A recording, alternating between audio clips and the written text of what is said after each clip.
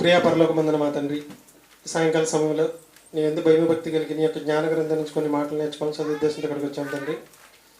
చెప్పబడుతున్న మాటల్లో మా జీవితంలో లోటుపాట్లు ఉంటే సరి చేసుకుని ఉన్న పరలోక రాజ్యాన్ని చేరే భాగ్యం ప్రతి ఒక్కరికి దయచేయమని క్రీస్తునామని ప్రార్థన అడిగి పెట్టుకుంటున్నాం పరమ తండ్రి.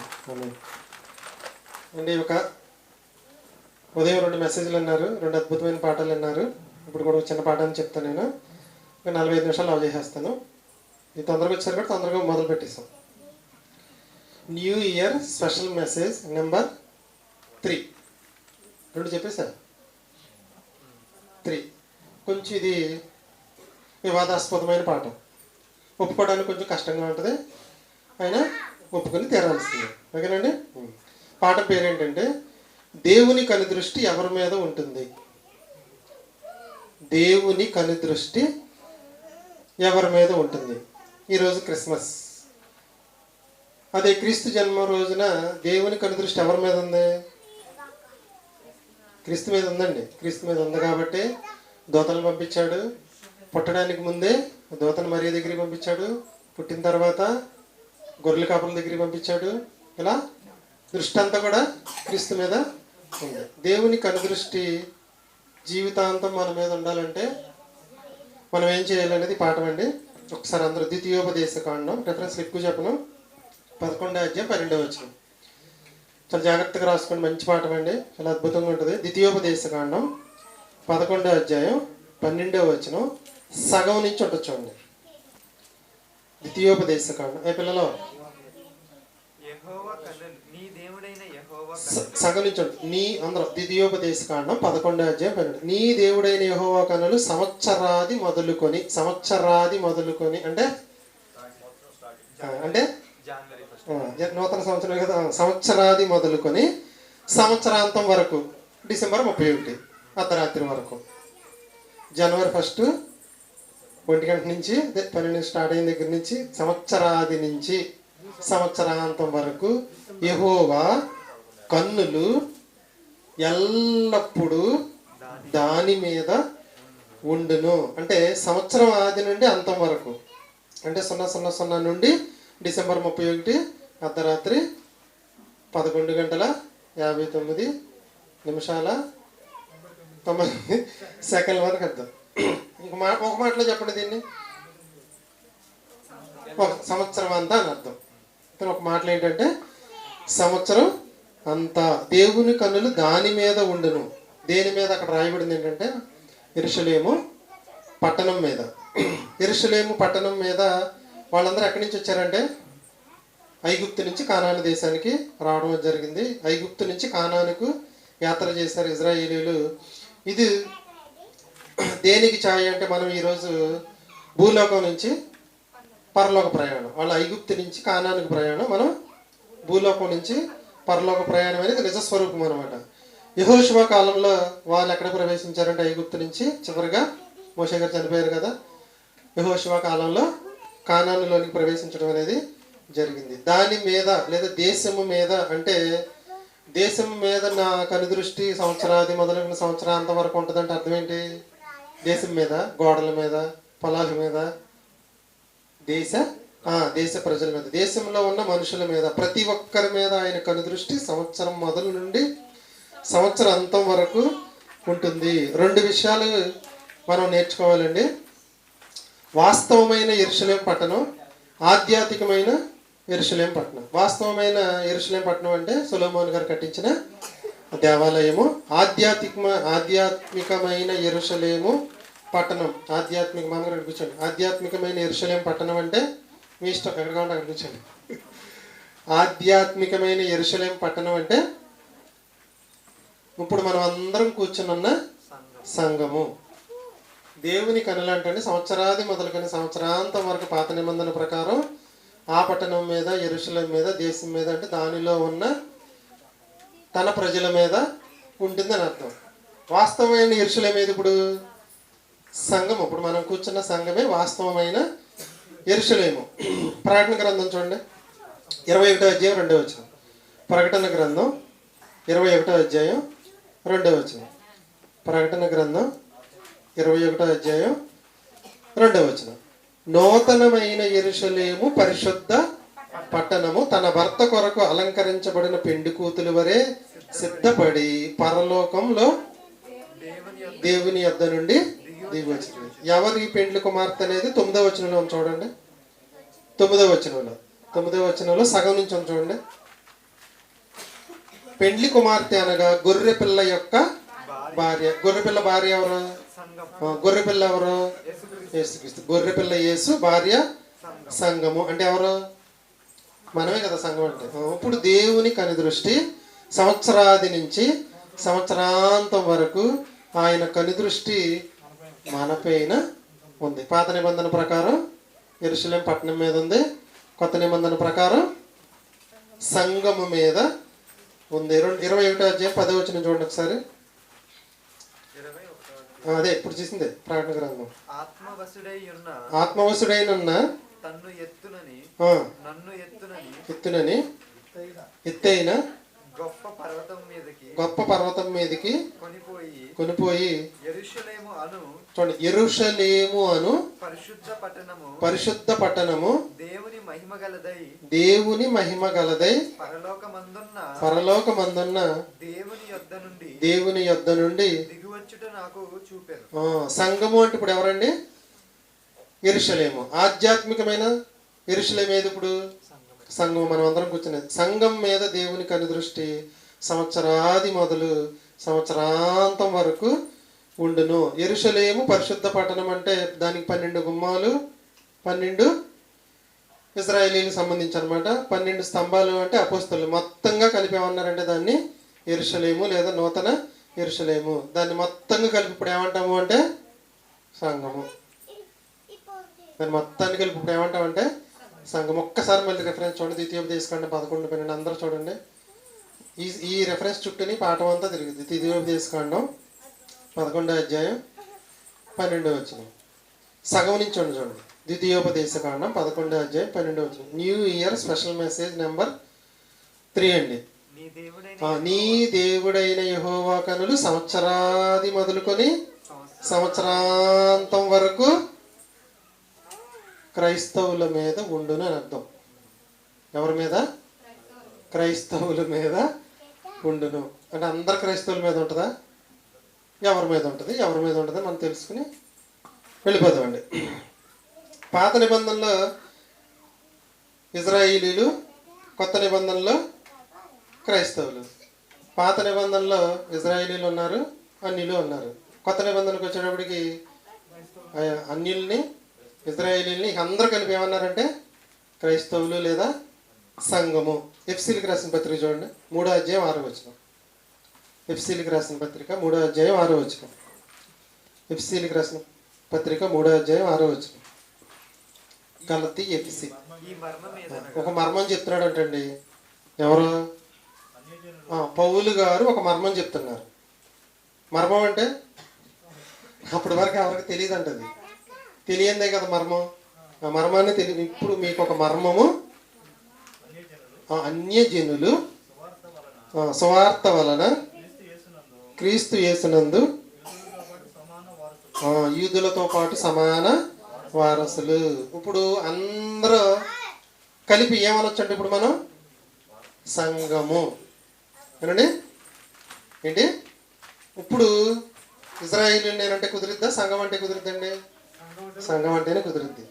దేవుని కనులు సంవత్సరాది మొదలు సంవత్సరాంతం వరకు, అంటే న్యూ ఇయర్ ఫస్ట్ డే నుంచి డిసెంబర్ 31 చివరి వరకు దేవుని కన్నులు లేదా దేవుని కను దృష్టి మన మీద ఉంటుంది. ఉండాలి అంటే మనం ఏం చేయాలి? దేవుని దృష్టి సంఘం మీద అనగా చర్చిల మీద, గోడల మీద, రేకుల మీద, బిల్డింగుల మీద అండి. ఎవరి మీద అంటే దేశం అంటే మనుషులే.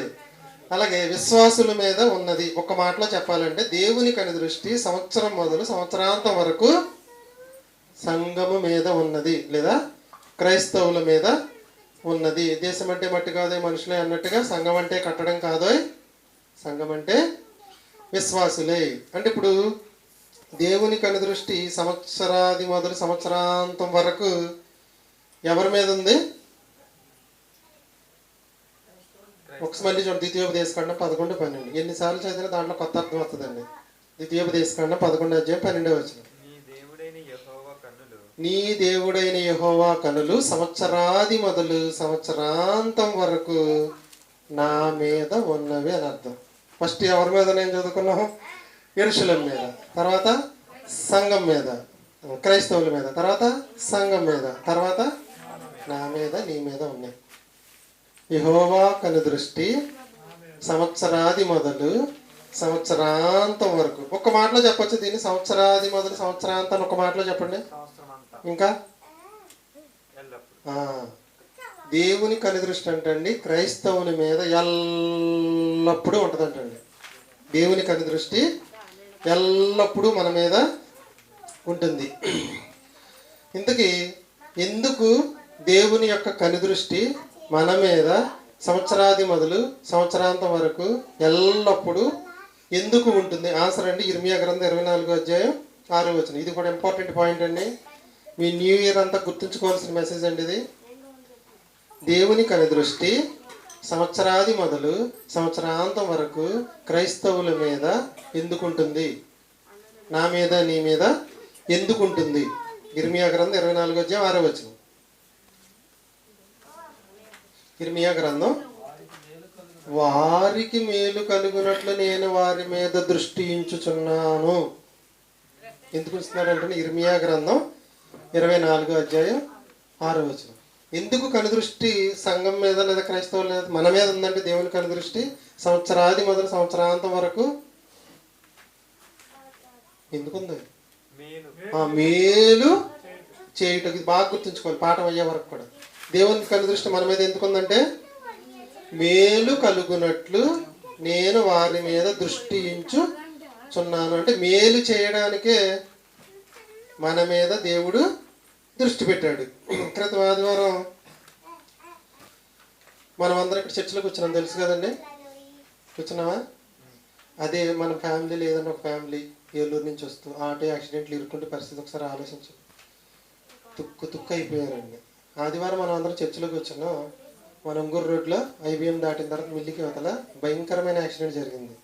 ఆటోకి వెళ్ళి బండి వెళ్ళి గుద్దేసింది. ఆ ఆటోలో మన ఆటో కాదు, ఆటోలో మనం లేవు, గుడ్డలో మనం లేవు, వెనకమాల ముందు కూడా మనం లేవు. మనం అందరం ఎక్కడున్నామంటే అంటే మన మీద ఎవరి దృష్టి ఉంది? మనం అనుకుంటామా నాకు మంచి డ్రైవింగ్ వచ్చు. వాస్తవానికి యాక్సిడెంట్ అయిన ఆటో అబ్బాయి ర్యాష్గా డ్రైవ్ చేస్తాడండి. చాలా స్పీడ్గా ఇష్టం వచ్చినట్టు చేస్తాడా? చాలా కుదురుగల మనిషి, చాలా స్లోగా డ్రైవ్ చేస్తాడు. పాపం వెళ్ళి ఆయన గుద్దేశారు. అంటే అక్కడ ఏం జరిగిందని చెప్తున్నాను ఒక మాటలో. దేవుని కనుదృష్టి అక్కడ లేదు. అది గుర్తుంచుకోండి మీరు. దేవుని కనుదృష్టి అక్కడ లేదు.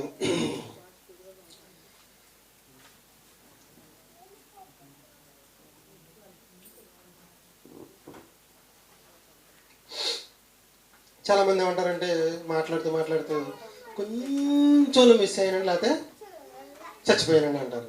మీ జీవితంలో చాలాసార్లు మీరైనా అంటారు, నా జీవితంలో నేను చాలాసార్లు. అంటే ఏంటంటే అర్థం ఆ కనుదృష్టి మన మీద నిలిపడని అర్థం. అమ్మ పెద్ద ప్రమాదం నుంచి నేను బయటపడ్డానండి అంటారు. అప్పుడు కూడా ఏం జరిగిందని అర్థం? కనుదృష్టి.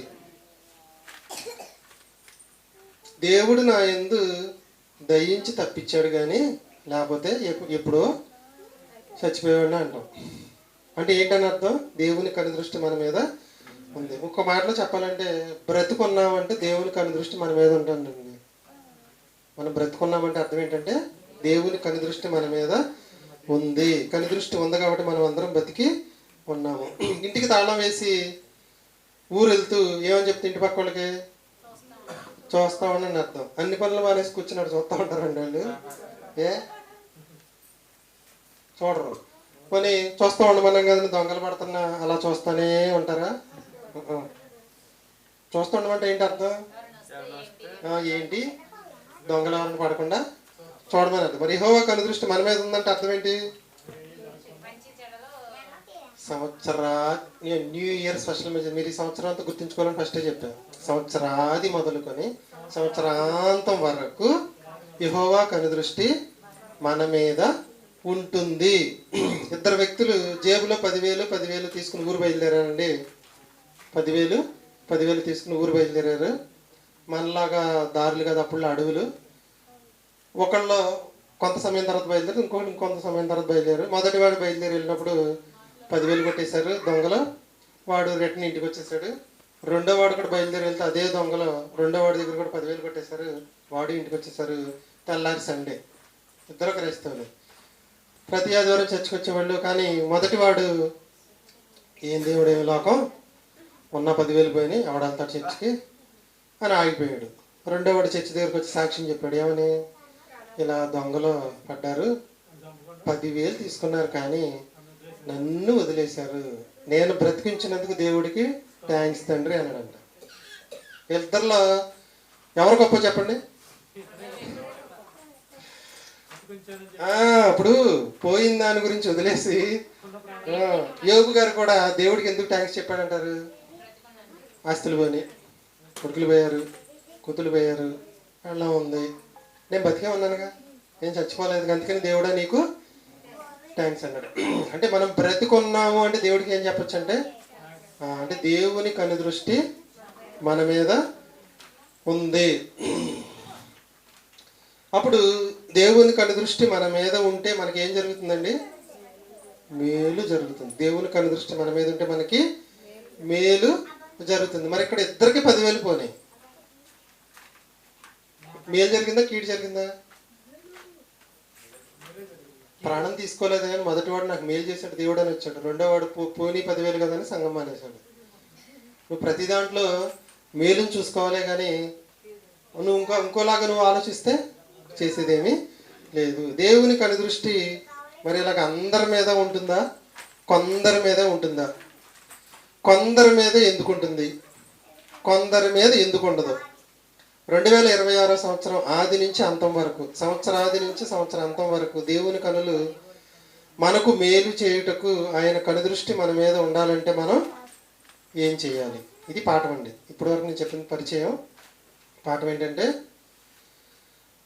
దేవుని కనుదృష్టి అందరి మీద ఉంటుందా, కొందరి మీదనే ఉంటుందా?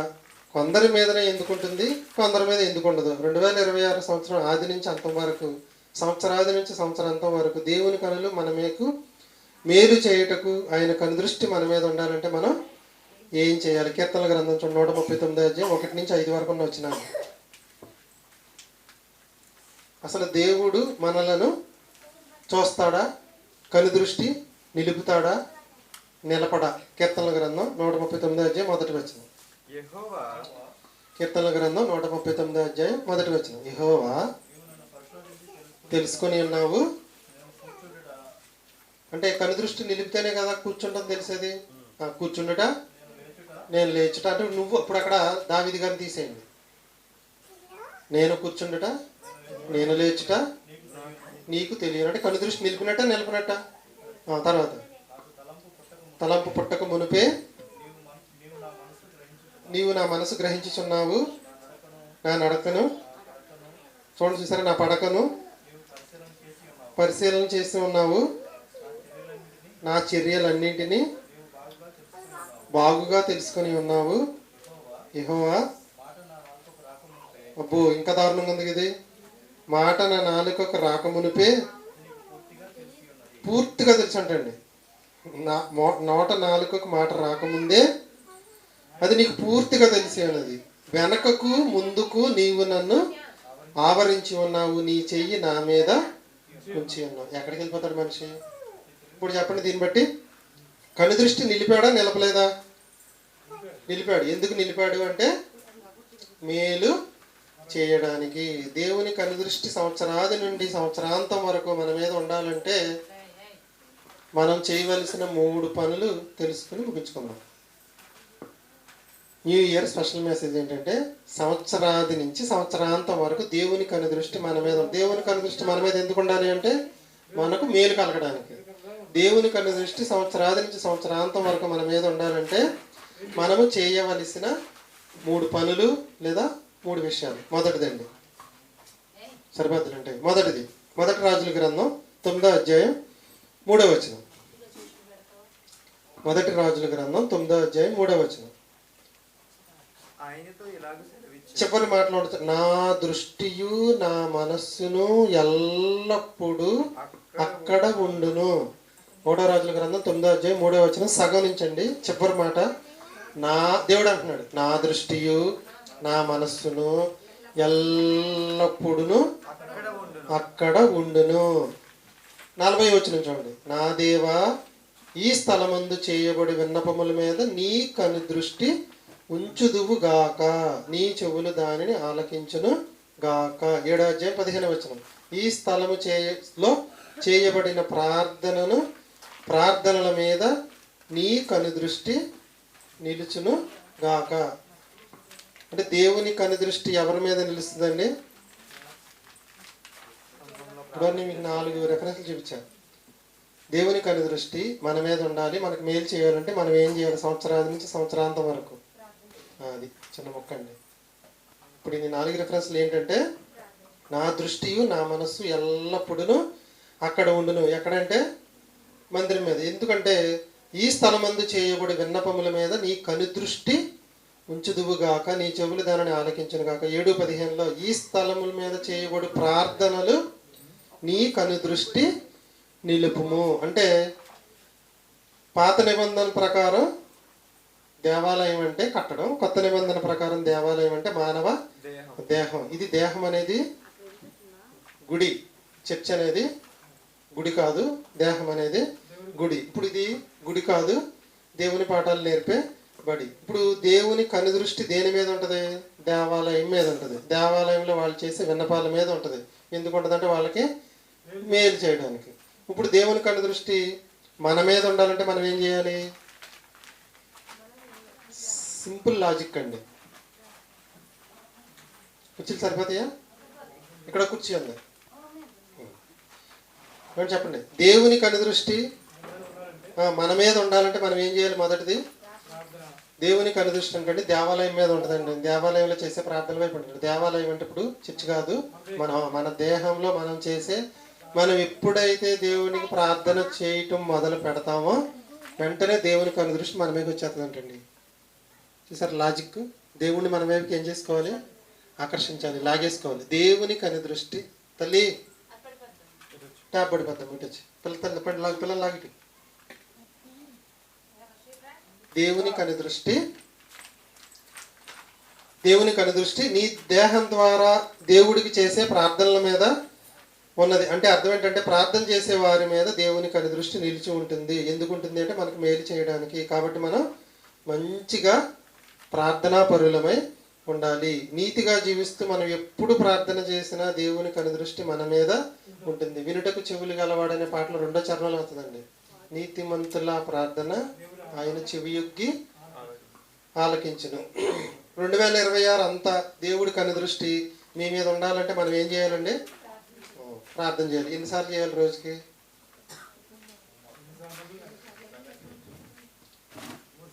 మీరు జ్ఞానవంతులు అజ్ఞానులు కాదు, దొంగ బతుకులు చెప్పేవాళ్ళు మాటలాగా మీరు చెప్పొద్దు.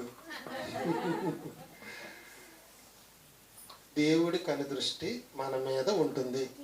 మన మీదే ఉండాలంటే 3 పనులు చేయాలి. దేవుని కనుదృష్టి మన మీద ఎందుకు ఉంటుంది అంటే మనకు మేలు చేయడానికి. మనకు మేలు చేయడానికి దేవుని కనుదృష్టి మన మీద ఉంటుంది. దేవుని కనుదృష్టి మన మీద ఉండాలంటే మనం ఏం చేయాలంటే ప్రార్థన చేయాలి. దేవుని కనుదృష్టి ఎప్పటి నుంచి ఎప్పటి వరకు ఉంటుంది మన మీద? మరి మనం కూడా ప్రార్థన ఎప్పుడు చేయాలి? బైబిల్ లింక్ అయ్యారు. తెస్సలోనికి రాసిన పత్రిక ఎగ్జామ్ రాసేది మనం అదే. 1వ తెస్సలోనికి మనం ఏదైనా ఏ ఆధారం చూడాలంటే బైబిల్ ఆధారం. 1వ తెస్సలోనికి రాసిన పత్రిక 5వ అధ్యాయం 17వ వచనం. ఆయన ఏమంటున్నాడంటే సంవత్సరాది మొదలు సంవత్సరాంతం వరకు నా కనుదృష్టి నీ మీద ఉంటుంది అంటున్నాడు. ఎలా ఉంటుంది? ఏం చేయాలంటే ప్రార్థన చేయాలి. ప్రార్థన చేయాలంటే మనం కూడా ఏం చేయాలి? సంవత్సరాది మొదలు సంవత్సరాంతం వరకు ఎల్లప్పుడూ ప్రార్థన చేయాలి. అన్ని మానేసి ఇంట్లో కూర్చొని ప్రార్థన చేద్దాం వంట గింట మానేసి వాక్య భావం వింట చూద్దాం. తెస్సలోనికి రాసిన మొదటి పత్రిక 5వ అధ్యాయం 17వ వచనం. ఎల్లప్పుడూ సంతోషంగా ఉండుడి. ప్రార్థన చేయడానికి ముందు ఒకటి ఉండాలంటండి. ప్రార్థన అయిన తర్వాత ఇంకోటి ఉండాలి. కానీ నా దగ్గర చాలా పాఠాలు ఉన్నాయి. డైలీ చెప్పినా చెప్పగలను, అన్ని పాఠాలు ఉన్నాయి. 2026 నుంచి మాత్రం ఎవరు కూడా ఉదయం మానొద్దు, సాయంకాలం మానొద్దు. అద్భుతమైన పాఠాలు మీకు అందించడం జరుగుతుంది. ప్రార్థన చేయడానికి ముందే ఉండాలి. ప్రార్థన అంటే ఏంటి అర్థం? దేవుడితో మాట్లాడటం. భర్తతో మాట్లాడేటప్పుడు చింపురు జుట్టు వేసుకుని ఇష్టం వచ్చినట్టుగా అరుచుకుంటూ మాట్లాడతారా? దేవుడితో మాట్లాడేటప్పుడు ముందు కోపంగా దేవుడితో మాట్లాడేవాడు, కోపంగా ప్రార్థన చేసేవాడు, కోపంగా వాక్యం చెప్పిన అరుపులు కేకలు ఎందుకంటే అవన్నీ దేవుడితో మాట్లాడేటప్పుడు దేవుని మాటలు చెప్పేటప్పుడు ప్రశాంతంగా చక్కగా చెప్పాలి. చెప్పండి, ముందు చెప్పండి చెప్పండి. ఎల్లప్పుడూ మేలైన దానిని కాదు కాదు మొదటి నుంచి 5:17 ఎల్లప్పుడూ సంతోషముగా ఉండి ఎడతెగక ప్రార్థన అంటే సంవత్సరాది మొదలు సంవత్సరాంతం దేవుడి కన్నులు నీకు మేలు చేయడానికి నీ మీద దేవుని కన్ను దృష్టి ఉండాలంటే నువ్వేం చేయాలి? సంవత్సరం అంతా ప్రార్థన చేయాలి. మరి పనులన్నీ మానేసి ప్రార్థన చేద్దామా? దానికి ముందేం చెప్పాడు? అప్పుడప్పుడు సంతోషంగా ఉండండి అన్నాడా? ఎల్లప్పుడూ సంతోషంగా ఉండి ఎడతెగక ప్రార్థన చేయడం. కింద కూడా ఉంది చూడండి, మళ్ళీ ప్రతి విషయం అందును కృతజ్ఞతాస్తుతులు చెల్లించుడి. మా అక్కడ ఉన్న అట్లా ఒక కుర్చీ తెచ్చుకుని ఇక్కడికి వచ్చాం. ప్రసాద్ చైర్ తీసుకొచ్చి అరేంజ్ ఇక్కడ మా ఇక్కడ ఉంది.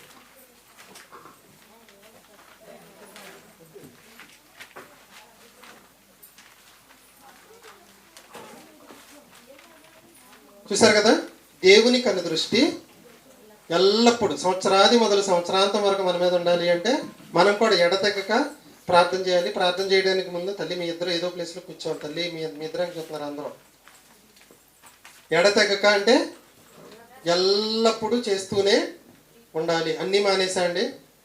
దేవుని కన్ను దృష్టి మన మీద ఎల్లప్పుడూ ఉండాలంటే ఎడతెగక ప్రార్థన చేయాలి అంటే అర్థం ఏంటంటే మనసులో ఇప్పుడు మీరు ఇంటి దగ్గర బయలుదేరుతున్నారండి. తండ్రి తండ్రి దారిలో ఏం పురుగు ఏం ముట్టుకోకుండా ఏ ప్రమాదం తప్పలేదు. దేవుడికి అంటే అన్నీ తెలుసు, అడిగితేనే చేస్తాడంటండి. అర్థమైంది మీకు? అన్నీ తెలుసు, మనకి ఏం కావాలో అన్నీ తెలుసు, కానీ అడిగితేనే చేస్తాడంట. బయలుదేరేటప్పుడు దారిలో గుమ్మలోకి రాగానే మోకాళ్ళు వేసేసి చేతులు పైకి ఎత్తేసి ముసుగేసేసుకుని గట్టి గట్టి అరుస్తూ చేయాలండి. బయలుదేరేటప్పుడు తండ్రి నేను చర్చికి వెళ్తున్నాను, నన్ను క్షేమంగా తీసుకెళ్ళు, క్రీస్తున్నామని అడుగుతున్నాను తండ్రి. అయిపోయింది, వచ్చేసావు. రాగానే తండ్రి నన్ను క్షేమంగా చేర్చావు, నీకు క్రీస్తున్నామోన ధన్యవాదాలు. కింద అదే చూడండి, మళ్ళీ ఒకసారి చూడండి. ముందు ఎల్లప్పుడూ సంతోషంగా ఉండి ఎడతెగక ప్రార్థన చేయడి, ప్రతి విషయం ముందును కృతజ్ఞతాస్తుతులు చెల్లించుడి. మనకు అవసరమైంది మధ్యలోది కాబట్టి నేను తర్వాత మా 3 కలిపి పాఠం చెప్తాను. ఇప్పుడు మనకు అవసరమైంది ఏంటంటే ఎవరైతే ప్రార్థన చేస్తారో వారి మీద దేవుని కనుదృష్టి ఉంటుంది. ఎందుకు ఉంటుంది అంటే మేలు చేయడానికే ఉంటుంది. దేవుడు సంవత్సరాది మొదలు సంవత్సరాంతం వరకు మన మీద ఆయన కన్నులు ఉండాలంటే మనం ఏం చేయాలి? దేవుడికి ప్రార్థన అనేది చేయాలి. ప్రార్థన చేయడానికి ముందు ఎలా ఉండాలని చెప్పాను? సంతోషంగా ఉండాలి. అప్పుడు మనం ఎప్పుడైతే మనం ప్రార్థన చేస్తున్నామో దేవుని కనుదృష్టి మనమే ఉంటుంది. సీసీ కెమెరాలు అంటే మీకు తెలుసు కదా, సీసీ కెమెరా ఎటుంటే మనం ఆ వైపుకి వెళ్ళాం అనుకోండి అటువైపే కనపడతాం. మనం అటు నుంచి ఇటు వచ్చేసాం అనుకోండి సీసీ కెమెరాలో కనపడం. అలా మీకు ఉదాహరణ అనుకుంటే దేవుని సీసీ కెమెరాలు దేవుని కనుదృష్టిలో మనం ఉండాలి అంటే ప్రార్థన చేయాలి. ఎడతెగక అంటే అర్థం ఇక ప్రతి చిన్నదానికి కూడా మనసులో చేసుకుంటూనే ఉండాలని ప్రార్థన. ఎడతెగ కన్ను దృష్టి మన మీద ఒకటే గుర్తు, దేవుడు నీకు మేలు చేయడానికి నీ ఎందు దృష్టి పెట్టాలి అంటే నువ్వేం చేయాలి? ఎడతెగక ప్రార్థన అనేది చేయాలి.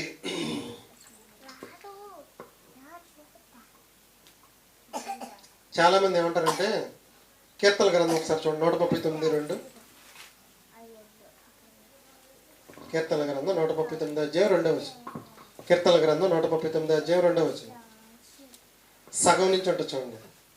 నాకు తలంపు పుట్టక ముందే నా మనసు నీవు గ్రహించి ఉన్నావు. మత్తయి సువార్త 6:8 మీరు మీ తండ్రిని అడగక మునిపే మీకు అక్కరగా ఉన్నవేవో ఆయనకు తెలియను. ఇది ఒక కౌంటర్ అండి. ఏంటంటే ఆయనకు అన్నీ తెలుసు కదా, అడగడం ఎందుకు, ప్రార్థన చేయడం ఎందుకు? మన అవసరాలన్నీ ఆయనకి తెలిసినప్పుడు అడగకుండానే చేయొచ్చు కదా. మన అమ్మనే పొద్దున్న లేచి అన్నవండు కూరండు అని మనం చెప్పాలా? మన అవసరాలన్నీ తెలుసుకుని చేసేస్తుంది కదా, వడ్డిచ్చేస్తుంది కదా. మన అమ్మ చేసినప్పుడు దేవుడు మన అవసరాలన్నీ ఎరిగానంటున్నాడు కదా. తెలియక ముందే మొత్తం తెలుసు అంటున్నాడు కదా. మరి ఇదిగో కుర్చీ, ఇదిగో ప్రసాద్ కుర్చీ ఇవ్వండి.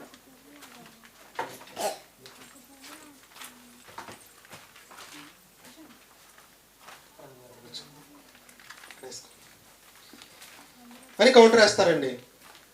మరి ఇది బైబిల్లో ఉంది, అది బైబిల్లో ఉంది. మరి అదే మాట మత్తయి సువార్త 7వ అధ్యాయం 7వ వచనంలో ఏమని చూడండి. 6వ అధ్యాయం అనేది మొత్తం కంటిన్యూ చేసుకుంటూ వెళ్తే 7వ అధ్యాయం 7వ వచనం, అడగక మునిపే తల్లి అన్నీ పీకేస్తున్నారు అమ్మా, ఈ పక్క దండంతా పీకేసాం. మత్తయి సువార్త 7వ అధ్యాయం 7వ వచనం, అడుగుడి. మరి అదేంటి? సరిపోదు. అడుగుడి అంటే అర్థం ఏంటి? అక్కరగా ఉన్నవేవో అన్నీ తెలుసు అన్నాడు. కొంచెం ముందుకొస్తే ఏమన్నాడు? అడగమన్నాడు. అడిగితేనే ఇస్తాడు. 8వ వచనం 7:8 7వ అధ్యాయం 8వ వచనం, అడుగు ప్రతివానికి మీలో ఏ మనుషుడైనను అడుగు ప్రతివాడును పొందుకొనును. అంటే దేవుడికి ప్రార్థన చేస్తేనే మనం దేన్నైనా పొందుకుంటాం. అడగటం అంటే ప్రార్థించడం.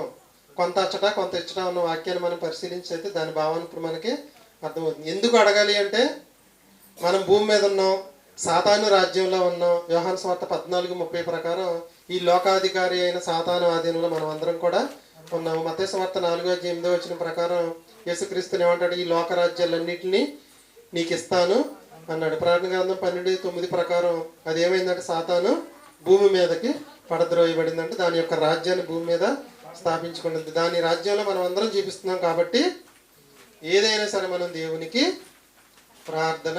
ఏం ప్రసాద్ కడని ఎనమలనే ఒకటి దింపండి. అన్నీ నేను చెవులు ఎక్కితే అని పైన పెట్టాను. కుర్చీలన్నీ ఎనమలు పెట్టి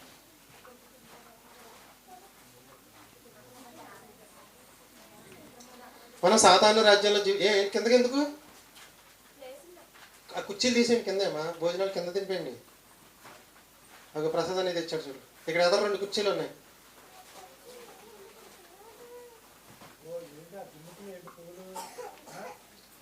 దేవుని రాజ్యంలో మనం జీవిస్తున్నాం కాబట్టి దేవునికి ఏం చేయాలి? మనం ప్రార్థన చేయాలి. మనం ఎంతగా దేవుడికి ప్రార్థన చేస్తాం అంతగా దేవుడికి అనుదృష్టి మన మీద ఉంటుంది. ప్రార్థనకున్న శక్తి ఏంటంటే, రోమీయులకు రాసిన పత్రిక 10వ అధ్యాయం 13వ వచనం, ప్రభువు నామం బట్టి ప్రార్థన చేయవాడు రక్షింపబడును. ఎంత శక్తి ఉందండి ప్రార్థనకి.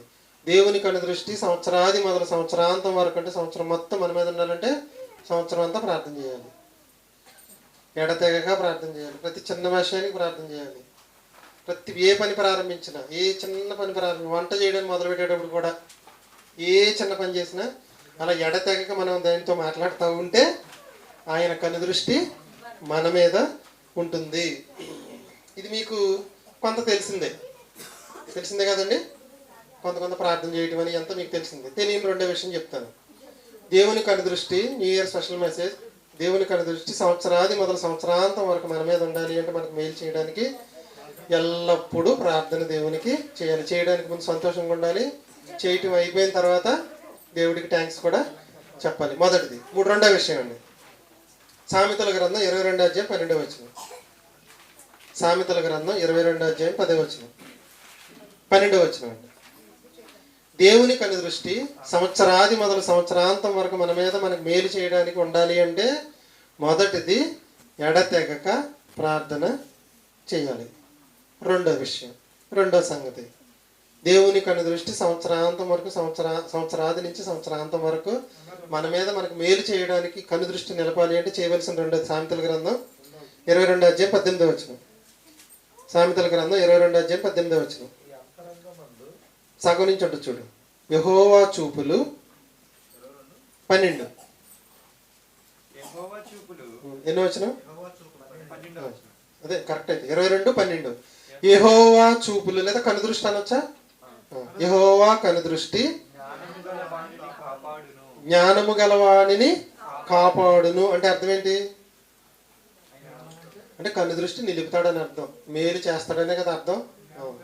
రెండో వారు ఎవరి మీద దేవుని కనుదృష్టి మేలు చేయడానికి ఉంటుందంటే, జ్ఞానము గలవారిని కాపాడును. జ్ఞానము గలవారిని కాపాడును. ప్రార్థన చేయు వారి మీద దేవుని కనుదృష్టి ఉంటుంది. రెండోది జ్ఞానము గలవారి మీద దేవుని యొక్క కనుదృష్టి సంవత్సరాది నుంచి సంవత్సరాంతం వరకు 2026 జనవరి 1 నుంచి డిసెంబర్ 31 వరకు దేవుని కనుదృష్టి మనకి మేలు చేయడానికి మన మీద నిలపాలి అంటే మనం ఏం చేయాలంటే మొదట ప్రార్థన చేయాలి. రెండోది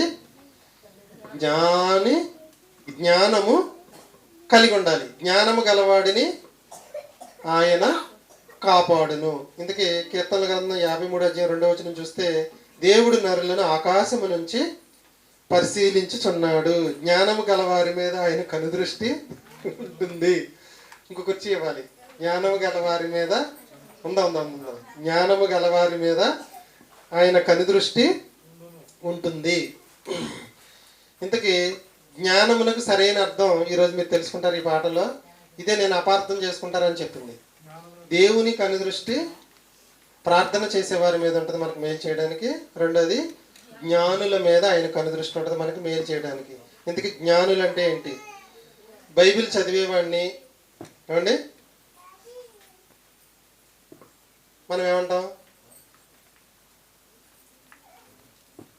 బైబిల్ అంతా చదివేసిన వాడిని ఏమంటారండి మన వాళ్ళు? జ్ఞాని అంటారు. పాఠాలు చెప్పేవాడిని జ్ఞాని అంటారు. డిగ్రీలు చేసిన వారిని జ్ఞాని అంటారు. పుస్తకాలు పాటలు రాసే వాళ్ళని జ్ఞాని అంటారు. మరి బైబిల్ చదవని వాళ్ళని అలా ఎలా కుదిరిద్ది? బైబిల్ చదవని వాళ్ళు చాలా మంది పరదేశంలో ఉన్నారు, గుర్తుంచుకోండి. చదువు రాని చాలా మంది పరదేశంలో ఉన్నారు. ఒకరోజు చెప్తాను పాట మీ వివరంగా. ఇప్పుడు మీకు అర్థమైందా? లాజరు కుర్పులు తక్కువ కూర్చొని ఉన్నాడు. ఏం చదవచ్చు ఆయనకి? ఏం జ్ఞానం వచ్చు? కొంచెం అపార్థం చేసుకో జాగ్రత్తగా వినండి. బైబిల్ బాగా చదివేసిన వాడిని జ్ఞాని అనొచ్చా? పాఠాలు చెప్పేవాడిని జ్ఞాని అనొచ్చా? డిగ్రీలు చేసిన వాడిని జ్ఞాని అనొచ్చా? పుస్తకాలు పాటలు రాసేవాడిని జ్ఞాని అనొచ్చా? ఎవరు జ్ఞాని?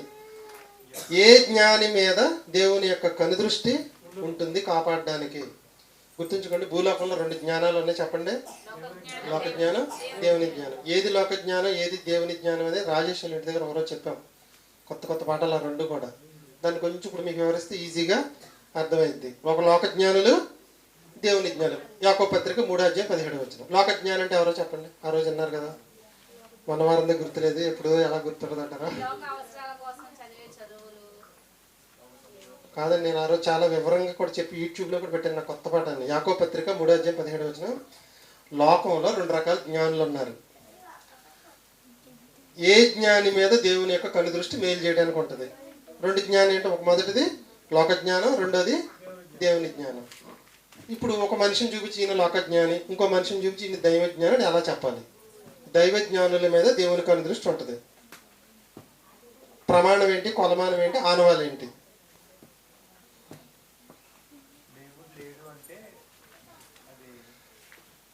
సరే, మీకు కొన్ని క్లూస్ ఇస్తాను, చూసుకోండి. యాకోబు పత్రిక 3:13 నేను కొంచెం జాగ్రత్తగా రాసుకోండి ఈ 2 ప్రశ్నలు. యాకోబు పత్రిక 3:13 మీలో జ్ఞానము గలవాడు ఎవడో వాడు తన ప్రవర్తన ద్వారా క్రియలను కనపరుచును. ఇతను లోక జ్ఞానని ఆడి క్రియల ద్వారా చెప్పొచ్చు. ఇతను దైవ జ్ఞానని ఇతని క్రియల ద్వారా చెప్పొచ్చు. దేని ద్వారా చెప్పొచ్చు? డిగ్రీల ద్వారా కదా, బైబిల్ చదవటం ద్వారా కదా, కాదు కదా. దేని ద్వారా? క్రియల ద్వారా. ఒక క్రియ ద్వారా ఇతను దైవ జ్ఞాని, ఒక క్రియ ద్వారా ఇతను లోక జ్ఞానం చెప్పొచ్చు. ఆ క్రియలు అంటే కింద రాశారు చూడండి, యాకోబు పత్రిక 3:13 జ్ఞానముతో కూడిన లోక జ్ఞాని కనపరిచేవి క్రియలు, దేవుని జ్ఞానం కనిపించేవాడు కూడా క్రియలే కదా. చదవండి, 13 చదవండి. తన యోగ్య ప్రవర్తన వలన కనపరచవలను మీ హృదయములలో సహింపనొలని కాని మత్సరమును వివాదమును ఉంచుకొనిన వారైతే అతిశయపడవద్దు, సత్యమునకు విరోధముగా అబద్ధం ఆడవద్దు. లోక జ్ఞానం ఎవరు? నాలో మీలో ఎవరిలో మత్సరము వివాదం ఉందో వాడు లోక జ్ఞానం. సరైన అర్థం వచ్చిందండి?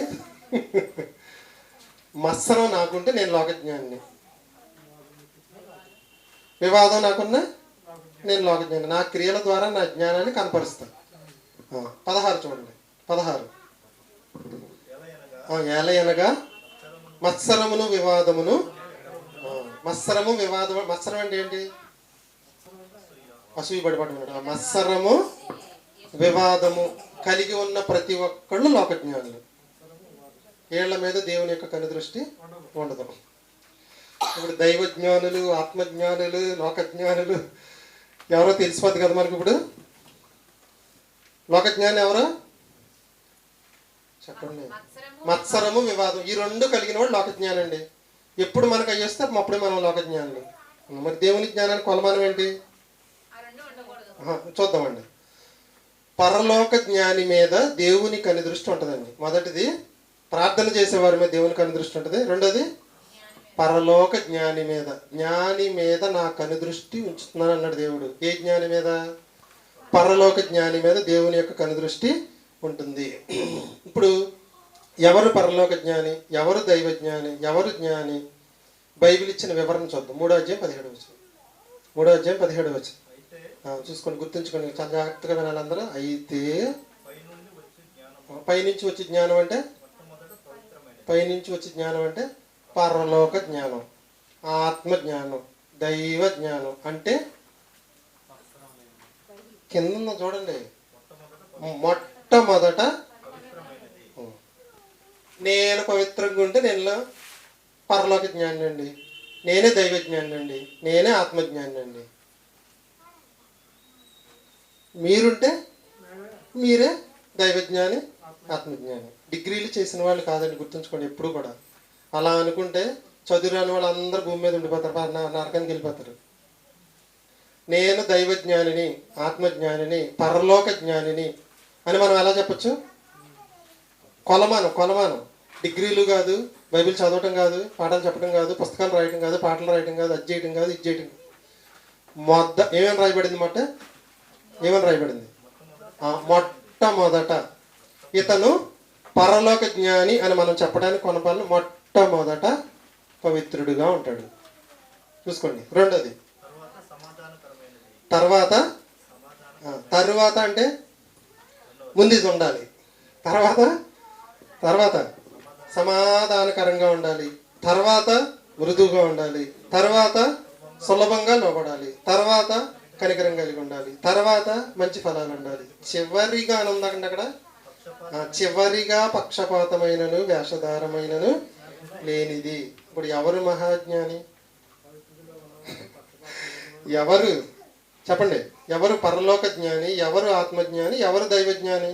ఆనవాళ్ళు ఇదండి, దేవుడిచ్చిన ఈ లక్షణాలు కలిగి ఉన్నవాడే పరలోక జ్ఞాని. ఈ జ్ఞాని మీద దేవుని యొక్క కనుదృష్టి నిరంతరము ఉంటూ కాపాడుతూ ఉంటుందన్నమాట.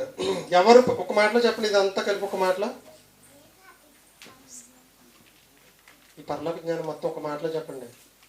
ఎవరు పరిశుద్ధంగా పవిత్రంగా జీవిస్తారో వారి మీద దేవుని కనుదృష్టి ఉంటుంది. వాళ్ళే పరలోక జ్ఞానులు.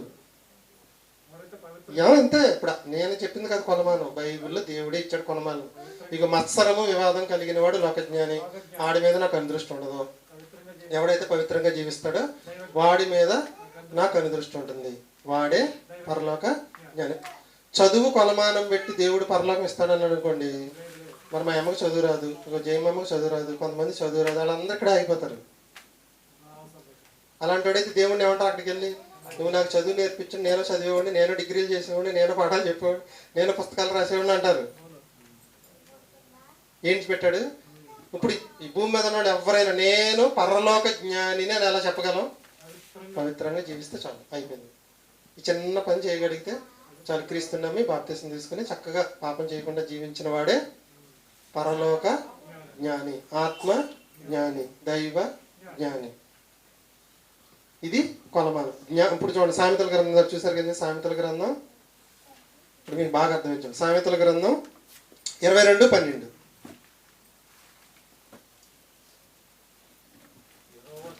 యెహోవా చూపులు ఏ జ్ఞానం? ఆత్మజ్ఞానులు. ఆత్మజ్ఞానం అంటే పవిత్రంగా ఉండాలి, సమాధానంగా ఉండాలి, కనికరంగా ఉండాలి, ఎన్ని కలిపి ఒక్క మాటలో పవిత్రంగా పరిశుద్ధంగా జీవించాలి. ఇంకా దాంట్లో 7-8 రకాలు ఉన్నాయి. మొదటిది, తర్వాతది చివరిగా అని ఉంది.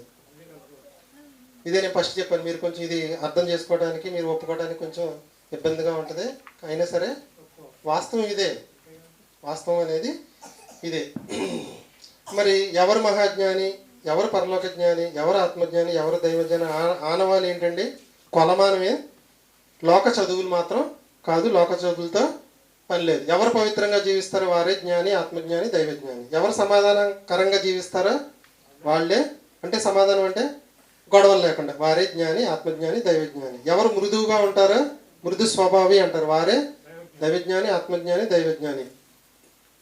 ఎవరు సులభంగా దేవునికి లోబడతారో వారే జ్ఞాని, ఆత్మజ్ఞాని, దైవజ్ఞాని. ఎవరు కనికరంతో నిండుకొని ఉంటారో వారే జ్ఞాని, ఆత్మజ్ఞాని, దైవజ్ఞాని, పరలోక జ్ఞాని. ఎవరు మంచి ఫలములతో అంటే ఆత్మఫలాలు ఫలిస్తారో వాళ్ళే పరలోక జ్ఞానం కలిగిన వారు. చివరిగా రాయబడిన మాట అక్కడే, పక్షపాతం వేషధారణ అయినను లేకుండా ఉన్నవారే దైవజ్ఞాని, పరలోక జ్ఞాని, జ్ఞాని. జ్ఞాని జ్ఞాని మీద నా కనుదృష్టి సంవత్సరాది మొదల సంవత్సరాంతం వరకు నిలిచి ఉంటుంది. ఎందుకు అంటే మేలు చేయడానికి. మొదటిది, ప్రార్థన చేస్తే కనుదృష్టి మన మీద ఉంటుంది, మనకు మేలు చేస్తాడు. రెండోది, మనం పవిత్రంగా జీవిస్తే దేవుని కనుదృష్టి మన మీద ఉంటుంది, మనకి ఏం చేస్తాడంటే మేలు చేస్తాడు. మరి మనం ఎవరం కూడా పాంప్లెట్ల మీద కానీ, దేని మీద కానీ, మన డిగ్రీలు కానీ, మన ఆ జ్ఞానం ఈ జ్ఞానం అని వేసుకోకూడదండి. ఇప్పుడు చెప్పండి.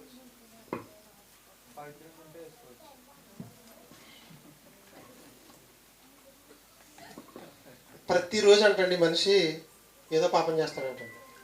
ఎంత పరిశుద్ధ క్రైస్తవుడైనా చూపులోనో, మాటలోనో, చేతల్లోనో ఏదో తప్పు జరుగుతూనే ఉంటుంది.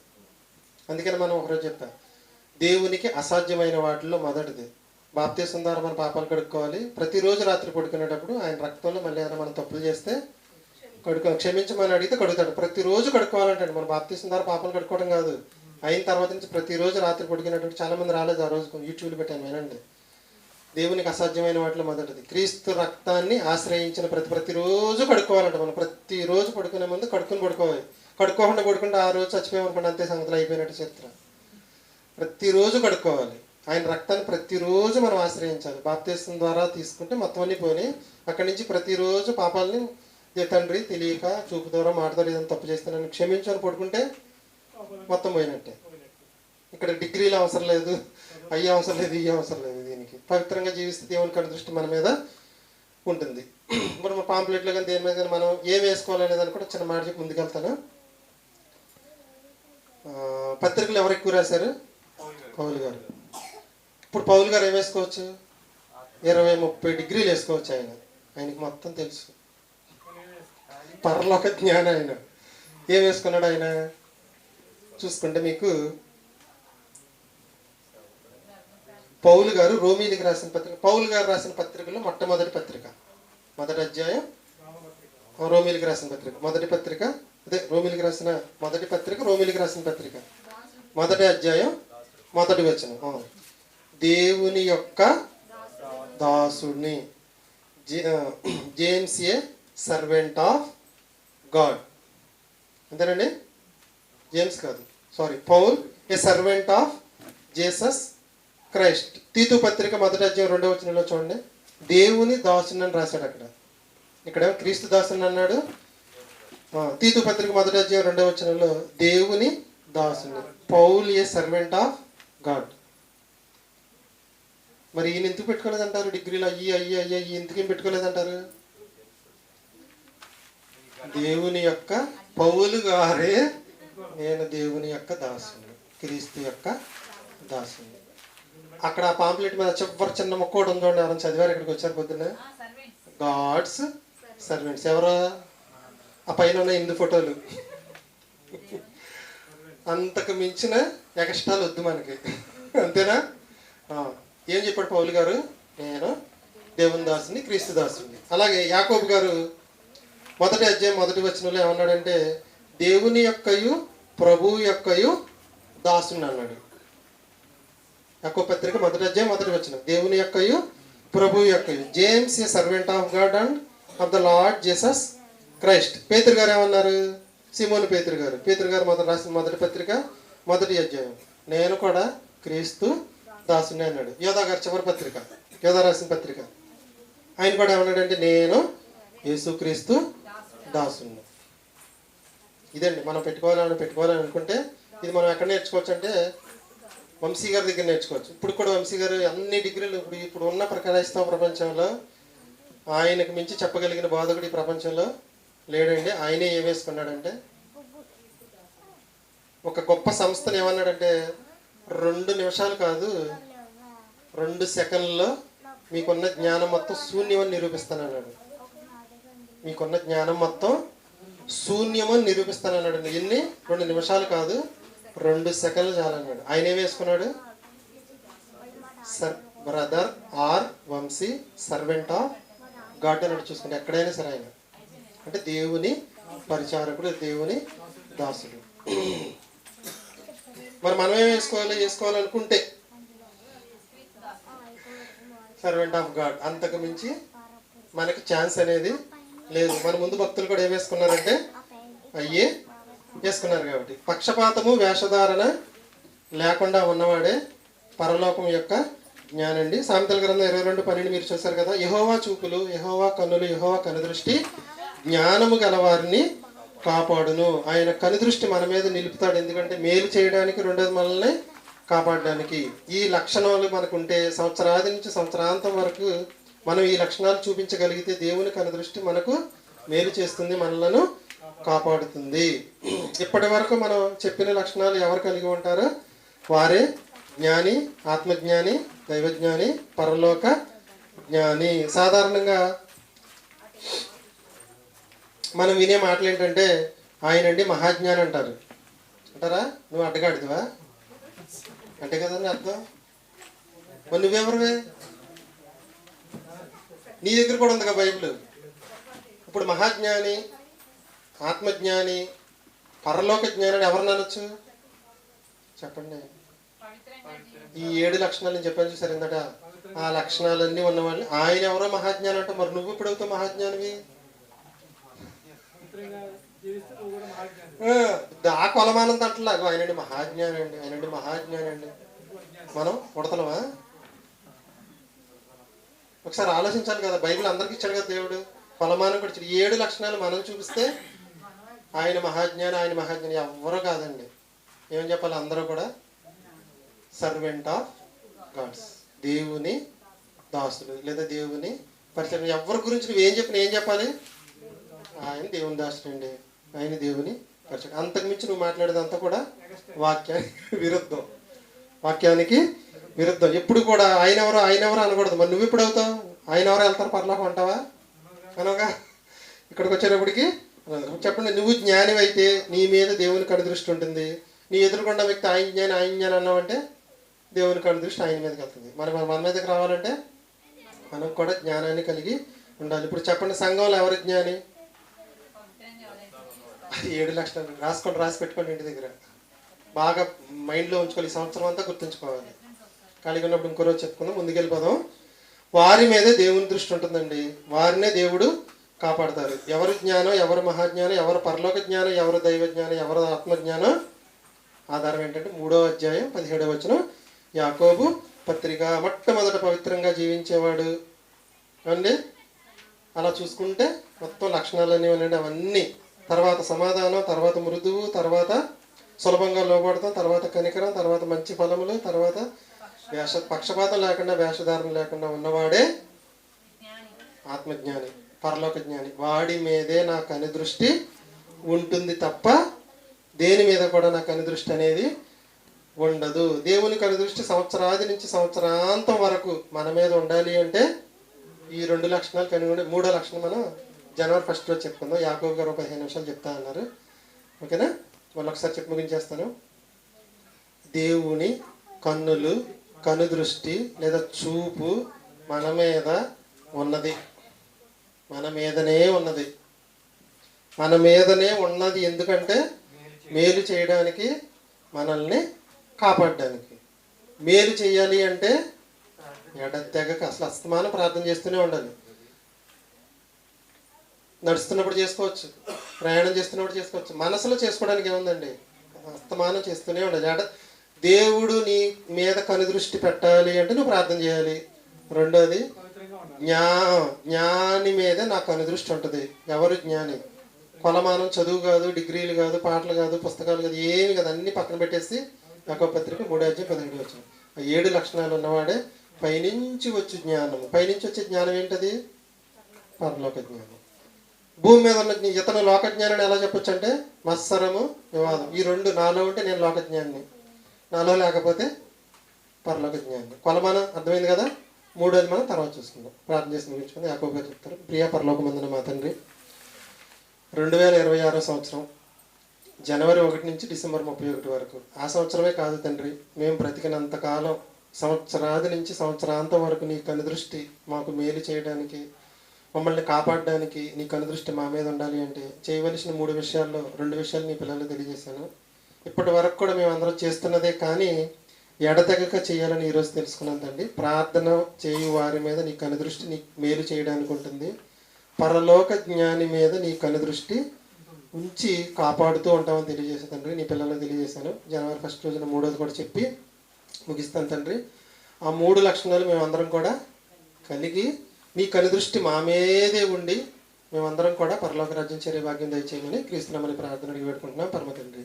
ఆమేన్. యాకోబు గారు 10 నిమిషాలు ఆయన చెప్తారు. భోంచేసారు కదా, పావుగంటుంది.